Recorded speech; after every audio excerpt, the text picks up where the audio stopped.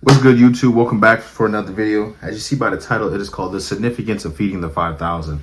And the reason why I wanted to make this video is because, God showed me something that, I feel like people may know, but also, too, kind of, in a sense, overlook. So, when we read in the Bible, I believe it's in the book of John, we see when Jesus is preaching, there's, a big crowd, 5,000 people to be exact, 5,000 people out there watching him preach and everything. And then they're like, man, how are we gonna feed people?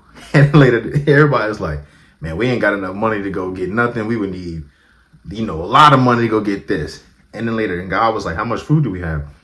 They were like, I forget exactly the amount, but they were like, we got a few loaves of bread and a couple fish. So God said, okay. So he sees the people with it or the person with it, and he says, bring the bread and the fish here.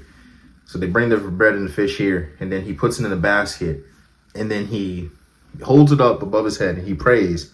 And then later, they hold up the other baskets, and then the baskets are filled, and it's enough for everybody to eat and also be filled too. So it's one of those things that people see God will do a lot with a little. And that's something that I'm gonna do on my proclamation this Sunday too, when I have to talk about this kind of topic.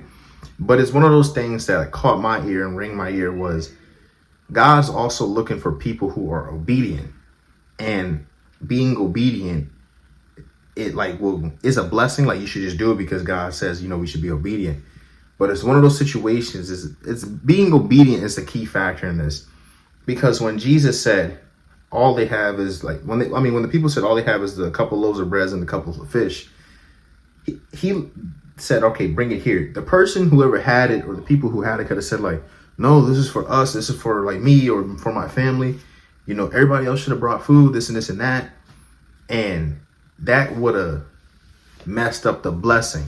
Another thing too is, when they did give him the food, and then Jesus, prayed over it, and everybody held the baskets up, and then there was multiple.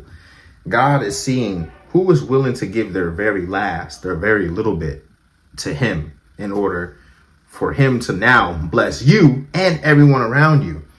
And it was one of those cool things. It was confirmation too. And I knew I was going to make this video, but I procrastinated making the video. Forgive me. I was at this young adults Bible study on Discord, and the girl said she was in college, and she said her sister needed money, and she said she was broke and she had to pay for her tuition, and she's trying to figure out how to pay off her last few, whatever amount for her tuition. She was like, this is a lot of money. But her sister kept saying, hey, I need some money, this, and this. So her sister just sent her the money, right? She sent her the money, and then later she's like, okay, here you go. Hope that helps. Then time goes a little bit, and then she helped the sister out. And then later, somehow she gets a call on something. Then later, her tuition is paid for. So the last of her tuition was paid for. And I'm not saying, her tuition never would have been paid if she never gave her sister the money. But but the fact that she said, I have this much little left, you know what? Instead of me just holding on to it just for myself, here, sister, you need help. I'm here to help you. God sees that and respects that giving heart. And he's like, wow, I like that you're willing to do that for this situation. So she gave the sister money. Now, look, the sister is happy. And then later, now she got blessed. And now her tuition is paid for. And it's one of those situations. We see that with the feeding of the 5,000, that the people who had the food could have held on to it and said, no, this is for us.